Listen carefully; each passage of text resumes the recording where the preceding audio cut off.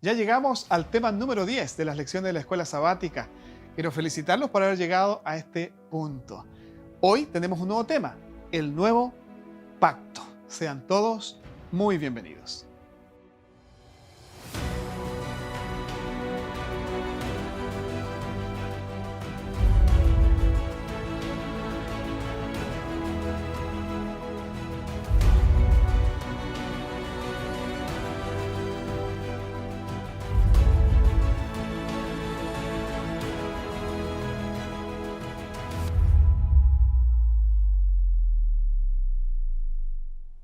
Llegamos a ustedes desde el Centro de Producción Audiovisual de la Universidad Adventista de Chile. Es un privilegio volver a encontrarnos en la entrega número 10 de las lecciones de la escuela sabática. En esta ocasión con invitados ya conocidos.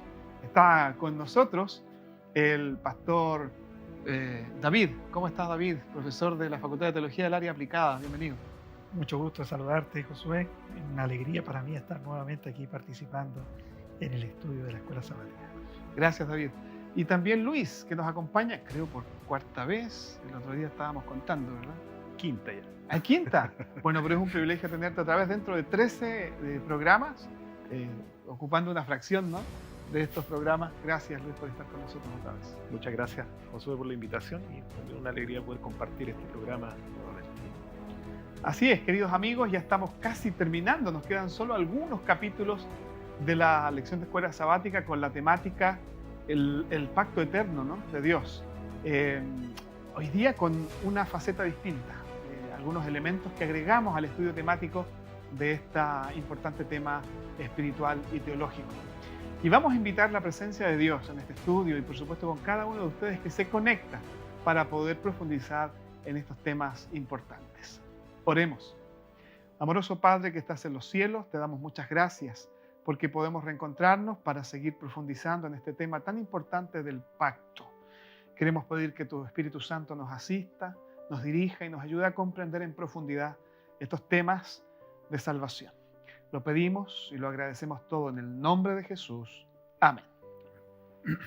Quiero invitarlos a abrir sus Biblias para comenzar el estudio de hoy en el profeta Jeremías, capítulo 31 y versículo 31.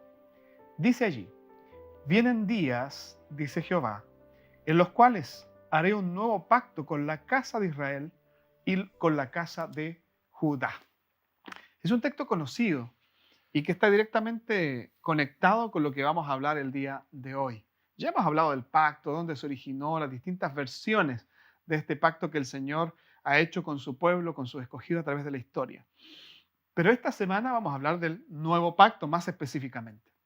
Y aquí justamente el Señor está manifestando su voluntad de hacer un nuevo pacto con Israel, porque este pacto se había roto al final, no por parte de Dios, sino por parte del pueblo.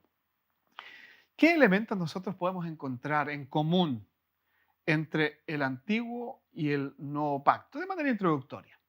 Y voy a partir por Luis, que nos ayude a introducir una respuesta a esta pregunta. ¿Qué elementos en común encontramos entre el antiguo pacto, que ya hemos estudiado en extenso, y el nuevo pacto que nos está hablando aquí el Señor por medio de Jeremías y, por supuesto, en el Nuevo Testamento? Bueno, es una interesante pregunta porque cuando nos planteamos el concepto del pacto, a veces se genera esta idea como que hay un pacto que quedó obsoleto, Ujú. un pacto antiguo, que a lo mejor no alcanzó su cumplimiento y que por lo tanto se hace necesario establecer un pacto diferente, distinto. Entonces se nos da a entender estos dos conceptos como dos cosas distintas, es decir, como que el nuevo pacto fuese algo totalmente diferente a lo que se conoce como el antiguo pacto. En realidad, cuando uno ve en la Biblia, uno entiende que Dios lo que está planteando es la promesa de una renovación de un pacto. Es decir, Ujú. lo que Dios ha dicho, Dios no lo anula, sino que esto sigue firme, por decirlo de alguna manera, y va a tener su cumplimiento, obviamente, en lo que nosotros vemos en este nuevo pacto. Por lo tanto, los elementos que estaban presentes en el antiguo pacto están también manifestados en el nuevo pacto, es decir, no hay una diferencia en eso. Eh, Tomando el texto que tú mencionabas recién, que es este Ujú. texto clave de Jeremías capítulo 31, versículo 31, dice: vienen días, dice Jehová, en los cuales haré un nuevo pacto con la casa de Israel y con la casa de Judá. no como el pacto que hice con sus padres el día en que tomé su mano para sacarlos de la tierra de Egipto, porque ellos invalidaron mi pacto, aunque yo fui un marido para ellos, dice Jehová. Es decir, ahí está claramente establecido que el pacto no fue anulado por la voluntad de Dios, sino que este pacto de parte de Dios sigue estando presente, pero es Israel, obviamente, en su falta de fe y de obediencia, lo que trae como resultado la anulación. Ahora, ¿qué es lo que nosotros podemos ver aquí? Primera cosa importante, la iniciativa tanto en el antiguo pacto como en el nuevo pacto es una iniciativa que nace de Dios. Ujú. O sea, es Dios quien está llamando, ¿no es cierto?, a Israel, es Dios quien llevó hasta el Sinaí, como ya lo hemos visto en el antiguo pacto, fue Dios quien liberó a su pueblo de la esclavitud, no solamente física, sino idólatra, lo lleva hasta el Sinaí y establece Dios el pacto. Por lo tanto, la iniciativa en el antiguo pacto es de parte de Dios. En el nuevo pacto la iniciativa también es de Dios. Ujú. Lo vemos manifestado, por ejemplo, en Mateo capítulo 26, cuando Jesucristo tiene esa cena pascual con los discípulos. Es Jesucristo quien presenta este nuevo pacto, ¿no? Presenta allí los emblemas, los símbolos de este nuevo pacto. Por lo tanto, es Cristo, es Jesús, siendo Dios encarnado, quien toma la iniciativa de colocar este pacto delante de sus discípulos. Ujú. Entonces vemos ahí una similitud. Un segundo punto importante, la gracia. Ujú. Ya mencionábamos que en el antiguo pacto, y ya se ha hablado bastante, que es la gracia de Dios la que se manifiesta en la liberación de Israel. Ellos no merecían gracia, Ujú. necesitaban de esta gracia, es decir, necesitaban de la acción redentora de Dios. Por lo tanto, el pacto en el antiguo, digamos, pacto en el Antiguo Testamento, tiene este componente, la gracia divina. Si lo vemos desde la perspectiva del nuevo pacto, obviamente esa gracia se manifiesta en forma efectiva a través del sacrificio de Jesucristo. Así que hay otro componente, otro elemento importante de conexión allí. Otro punto importante, nosotros vemos también que en el antiguo pacto hay un pueblo que responde por medio de la fe, es lo que Dios espera, ¿no? Es decir, Dios ofrece las promesas dentro del contexto del pacto, hay una respuesta que se espera que sea por la fe, que naturalmente hemos visto que lamentablemente en Israel no se concreta en ese contexto, pero es también el mismo componente en el nuevo pacto, es decir, es la necesidad que sea a través de la fe como esto también se recibe o se acepta, digamos, por decirlo de alguna manera. Otro elemento importante que nosotros vemos de conexión, aun cuando el pacto estaba hecho, digamos, con la nación de Israel propiamente tal, no era un pacto exclusivo o excluyente. ¿Qué queremos decir? Es decir, no era solo para la nación judía, sino que también esta promesa o este pacto estaba abierto a través de la nación para llegar a aquellos que eran extranjeros. Por lo tanto, se invitaba a aquellos que no eran parte de la nación directamente, consanguíneamente, que también podían acceder a los beneficios y a la bendición de entrar en el pacto. Ese era el propósito de Dios. Si nosotros lo llevamos al nuevo pacto, este pacto Jesucristo lo establece también temporalmente, por decirlo así, o primariamente con la nación judía, nuevamente, ¿en qué sentido? En que los que estaban allí en ese aposento alto eran judíos, Ujú. pero era a través de ellos llegar con este evangelio de la gracia, de la salvación, al mundo. Por lo tanto, el pacto, ¿no es cierto?, el nuevo pacto tiene ese mismo componente que también tenía el antiguo pacto. Entonces vemos estas conexiones, vemos estos elementos, digamos, que son presentes tanto en el antiguo pacto como en el nuevo pacto. Es decir, esta reformulación del pacto, que en realidad no es otro, sino que, como mencioné, una reformulación, contiene los mismos elementos, los mismos fundamentos. Se inicia en Dios, el fundamento es el amor, la obediencia a la ley divina, etcétera, etcétera. Se requiere una respuesta de parte de las personas, de los seres humanos que entran en el pacto con Él. Así que, en realidad, las diferencias pueden estar en la forma, ¿no?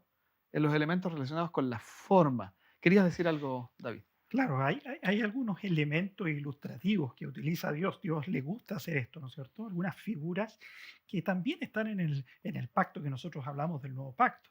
Hay una relación de un matrimonio. Yo he sido para ustedes un esposo. Ujú.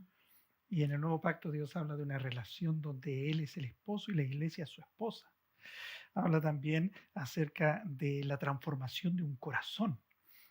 Aunque nos parezca a veces, ¿cómo eso está en el Antiguo Testamento? Que le pondré un corazón de carne, pondré mi ley en su corazón. Ujú. Algo tan evangélico, ¿no es cierto? Tan del Nuevo Testamento. Bueno, ya estaba ya. Entonces hay elementos de relación. Yo voy a tener una relación contigo.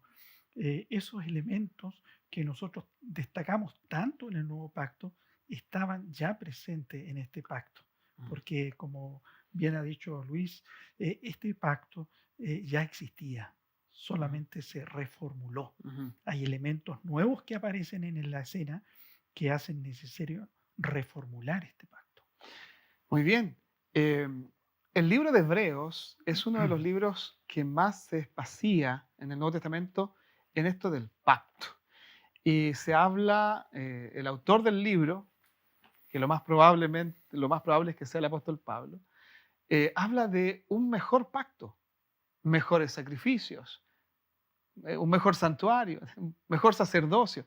Y utiliza normalmente esa expresión, algo mejor ahora.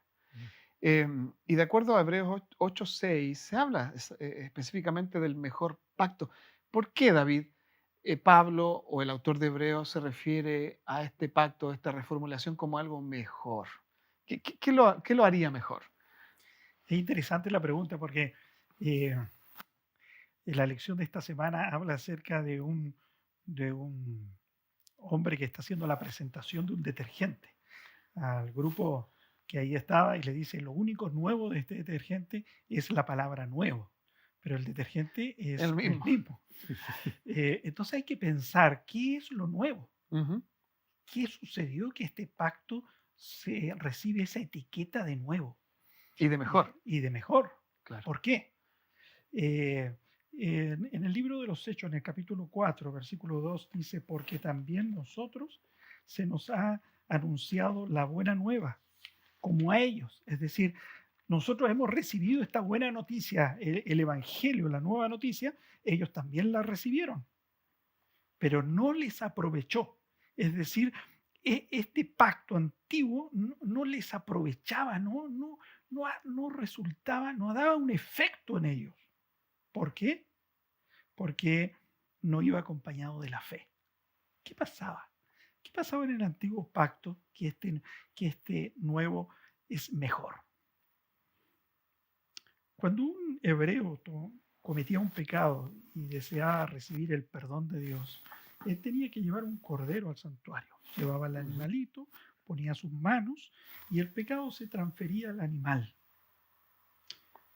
Pocos relatos hay del Antiguo Testamento donde aquellas personas percibían lo que esto significaba, parece. Nosotros encontramos manifestaciones grandiosas de esto en el libro de Isaías, ¿no es cierto? Isaías 53. Encontramos Enoc, que dice que cuando Enoc eh, le nació su hijo, comprendió lo que era el sacrificio de Cristo. Pero pareciera que hay muchas personas que se quedaban en el cordero y no ejercían fe, Ujú. porque su fe estaba en el animal. Estaban rodeados de una cultura donde para apaciguar la ira de los dioses había que sacrificar animales. Y yo me pregunto, ¿cuántos de ellos percibían de que detrás de ese animal estaba el Mesías, Cristo? ¿Ejercían fe en Cristo o simplemente confiaban en el animal físico que estaba a sus pies? Entonces, al parecer, este es un mejor pacto porque ahora hay una confianza en el verdadero Cordero de Correcto. Dios que quita el pecado del mundo. Y ahora ejercemos fe en un acontecimiento histórico que sucedió, Ujú. algo que les resultaba más difícil a los hebreos de poder ejercer fe en algo que todavía no entendían No plenamente venía, cómo claro. iba a suceder. Y de hecho, el Nuevo Testamento da por sentado y se dedica mucho a hablar del cumplimiento de la promesa del Mesías. Es decir, en Cristo se cumplió la promesa. En su sacrificio se encontraron todos los sacrificios anunciados o que se practicaban dentro de la religión judía. Cristo murió una vez y para siempre. Él es el Cordero de Dios que quita el pecado del mundo. Por tanto, desde ese punto de vista, claro, es mejor, porque el Cordero que era sacrificado en el santuario anunciaba a Cristo. Ahora es el Cordero mismo, es Cristo mismo. Claro, hay una expresión mucho más potente y una seguridad, ¿no? De que el pacto está vigente y renovado. Sí, se me viene a la mente lo que David mencionaba, esta figura del sacrificio del cordero, ¿no? Que obviamente estaba prefigurando, simbolizando lo que era el sacrificio de Cristo. Cuando nosotros vamos al Antiguo Testamento y vemos esta imagen reflejada dentro de lo que era el santuario, ¿no? Estos sacrificios diarios, recordemos que había un sacrificio matutino y vespertino, es decir, el tamid, este sacrificio Ujú. continuo, que se otorgaba o se entregaba para mantener, por lo tanto, al pueblo de Dios justamente en este contexto de estar a cuentas permanentemente con Dios a través de ese sacrificio. Se entiende ese sacrificio como un sacrificio que Dios ofrece en favor de su pueblo. No era una acción de ellos, como bien decía David, para aplacar la ira de Dios, sino que el sacrificio era un sacrificio ofrecido, es decir, era una acción divina en favor de. Y cuando el pecador ofrecía el cordero, lo que él estaba haciendo era manifestando la apropiación de ese beneficio que Dios le había otorgado, y el sacrificio de su cordero era la respuesta, por lo tanto, a la aceptación de lo que venía de parte de Dios. Y es ahí donde se manifiesta entonces dentro de este contexto también este componente que es la gracia divina, o sea, es la acción de Dios quien busca salvar y redimir al hombre a través de este sacrificio que sería el sacrificio de Cristo, representado, simbolizado a través de esto. Por eso tal vez este concepto de un mejor pacto, en el sentido de que ya tampoco es necesario seguir aferrándose a los sacrificios de animales, porque hoy eso ha tenido un cumplimiento en la persona de Jesucristo, que es digamos, un sacrificio completo. Ese es un aspecto muy importante porque los destinatarios de este mensaje, que más que una carta es una especie de sermón del libro de Hebreos, pareciera que estaban mirando hacia atrás y practicando los sacrificios otra vez, o por lo menos mirando los corderos, los ritos, las ceremonias y dejando de ver a Cristo. Entonces el autor les dice, pero ¿cómo van a volver atrás si ahora tenemos lo mejor? Todo lo anunciado por los símbolos ahora se cumplió en Jesús. Esto es mucho mejor, es más completo, más pleno. El cordero perfecto ya fue entregado. Es por fe. Claro. El punto del texto que dice que la dificultad del antiguo pacto es que no les aprovechó porque no ejercían fe. Estaban en la inmediatez del cordero. Era algo concreto, material, pero que finalmente el elemento sobrenatural o trascendente de la fe ya lo habían perdido, ¿no? Estaban complicados. Yo no quiero justificarlos, pero cuando Cristo ya murió, nosotros ejercemos fe en un acto histórico, en un hecho histórico, en algo que sucedió. Ellos tenían que ejercer fe en algo que, ¿cómo se va a cumplir esto? ¿Cómo va a ser que este Mesías va a morir? No nos olvidemos que el pueblo judío no creía que el Mesías iba a morir. Tenía un concepto del Mesías como un rey. Entonces, ¿cómo relacionaban ese rey con un cordero muriendo? Entonces su fe, su salvación estaba en el acto de matar el cordero, no ejerciendo fe en un Salvador que muere por mí. Entonces la salvación al final era el resultado de mi acción de sacrificar, Correcto. no en la acción del cordero que muere, que simboliza a Cristo. Y que finalmente Cristo había resucitado, dando prueba de su poder sobre la muerte y reinaba, ¿no? Y reina por los siglos de los siglos. Así es, queridos amigos, qué interesante ya ampliar nuestra mirada respecto al pacto, ahora con elementos mucho más quizá abarcantes. Ya no es el Cordero, es Cristo mismo. Ya no es el santuario terrenal, sino que un santuario mejor. Pero vamos a hacer una pausa y a continuación volvemos.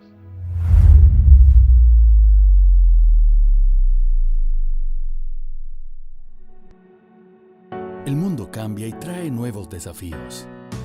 Desafíos que nos llevan a aprender, crear, innovar y elegir. Desafía tus sueños y elige el futuro que quieres vivir. Universidad Adventista de Chile. Grandes profesionales, mejores personas. Acreditada 4 años.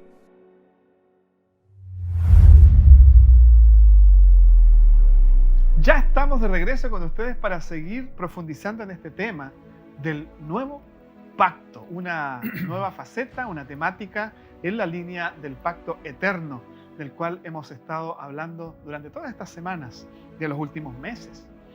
Y tenemos aquí una pregunta que seguramente usted se ha hecho.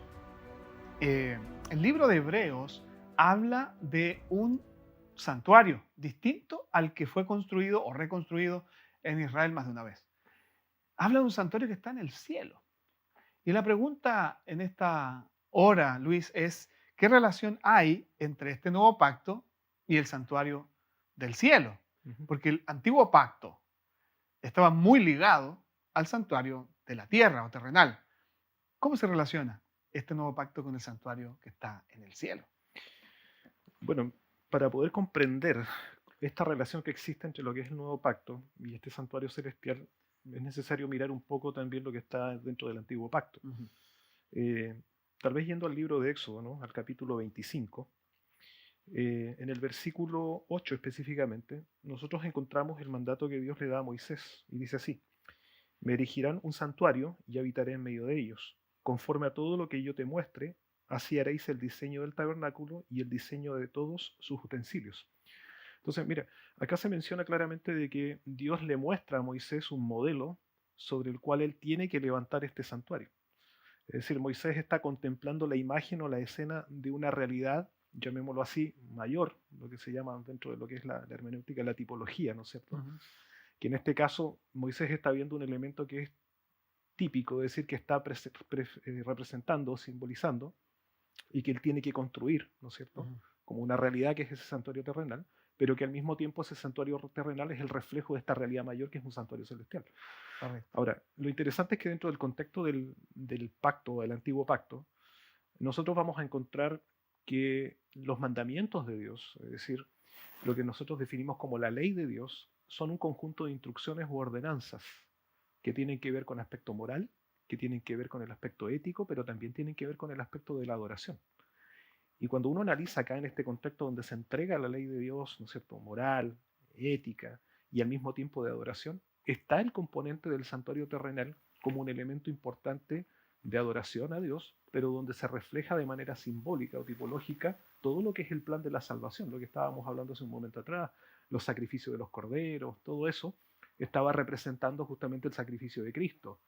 Pero también hay otro componente dentro del santuario que es importante, que es la tarea de intercesión, la obra sacerdotal o sumo sacerdotal, que también es una representación, un simbolismo de la obra que Cristo habría de hacer una vez que resucitara y ascendiera a los cielos y fuera entronizado. Ahora, la pregunta es, ¿dónde Jesucristo haría esa obra una vez que asciende a los cielos? Claro, porque él era el cordero sacrificado. Exacto, en el sacrificio en la cruz se cumple lo que es el simbolismo del cordero, su muerte, su sacrificio expiatorio. Pero ahora, ¿dónde Jesucristo cumple este otro elemento importante dentro de esta obra de redención que tiene que ver con la intercesión?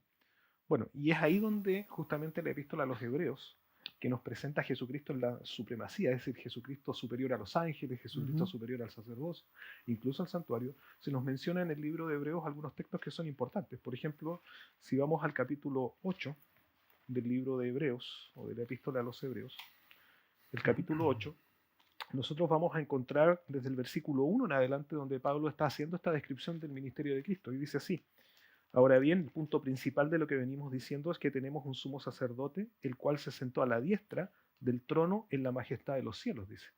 Y luego agrega, y es ministro del santuario y de aquel verdadero tabernáculo que levantó el Señor y no el hombre. Y entonces Pablo nos hace una clara declaración, es decir, Jesucristo, dice, se transforma ahora en nuestro verdadero sumo sacerdote. Y Pablo dice que es ministro de un santuario, pero no hecho por mano humana, sino que un santuario que Dios ha levantado, donde Jesucristo está allí ministrando. Por lo tanto, Pablo nos presenta esta realidad mayor. Es decir, el santuario terrenal apuntaba fundamentalmente a esta realidad mayor. La obra de Cristo reflejada a través del cordero en el sacrificio, reflejada a través del sacerdote o de los sumos sacerdotes, representa o simboliza esta obra que Cristo ahora, dice Pablo, hace, pero ¿dónde? En un santuario celestial, en un santuario de los cielos. En el capítulo 9, por ejemplo, también nosotros encontramos elementos que menciona con respecto a lo mismo. Versículo 24, por ejemplo, dice, porque no entró Cristo en el santuario hecho por los hombres, figura del verdadero, dice él, sino en el cielo mismo, para presentarse ahora por nosotros ante Dios. Y no entró para ofrecerse muchas veces, como entra el sumo sacerdote en el lugar santísimo cada año con la sangre ajena. Por lo tanto, vemos esta conexión, es decir, el nuevo pacto se ve en acción en este santuario celestial, donde Jesucristo ha entrado y ministra en favor de nosotros, colocando, por lo tanto, o imputando esos méritos de Cristo en favor de nosotros los pecadores.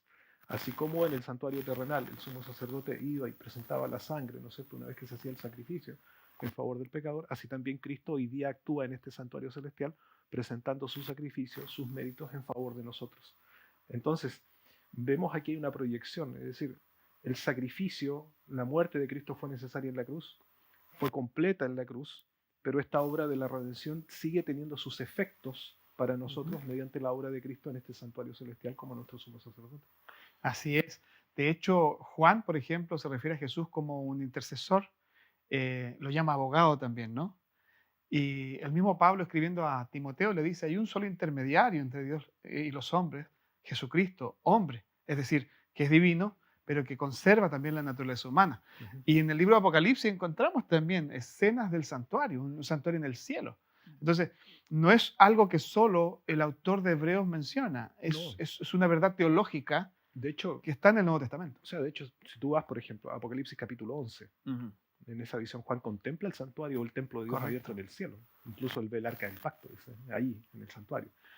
Si tú vas al libro de los Hechos, en el apedreamiento de Esteban, antes de morir dice que Esteban ve el cielo abierto, ¿no? Hechos 7:56 dice que ve los cielos abiertos y él contempla al Hijo de Dios a la diestra del Padre. Entonces nosotros vemos estas escenas claramente de la existencia de este santuario celestial donde Cristo ministra y que era lo que en el antiguo pacto había estado representado, simbolizado a través del sacerdocio y todo lo que en él se hacía. Solo un detalle, este santuario que podemos ver, como ustedes han mencionado en algunos textos del Apocalipsis incluso, este santuario no era un lugar que simplemente Cristo al ascender después de haber resucitado entró en el santuario y terminó este santuario de, Cumplir su de función, cumplir su digamos. función, sino que vemos este santuario incluso hasta el momento escatológico de la segunda venida, Correcto. saliendo del santuario ángeles, Así es. tirando el incensario en la tierra, es decir, eventos finales de la escatología bíblica donde el santuario sigue cumpliendo una función salvadora para con su pueblo. Pero también nos dice el libro de Apocalipsis que habrá un momento en que esa función cesará. Ujú. Pero ese es otro tema, ¿ah? Es Exacto. otro tema. Yo tengo unas preguntas para terminar, ya el tiempo se nos va. Eh, ¿qué, qué importancia tiene al comprender estos aspectos del nuevo pacto eh, que nosotros como cristianos conozcamos bien la vida de Cristo, su sacrificio, su resurrección y su ministerio también sumo sacerdotal de intercesión en el cielo? ¿Qué importancia tiene para nosotros, para nuestra salvación? David, ¿qué le podríamos decir a nuestros oyentes? Bueno, para mí es interesante que hay dos relatos del Nuevo Testamento que ilustran cómo el sacrificio de Cristo hizo la diferencia.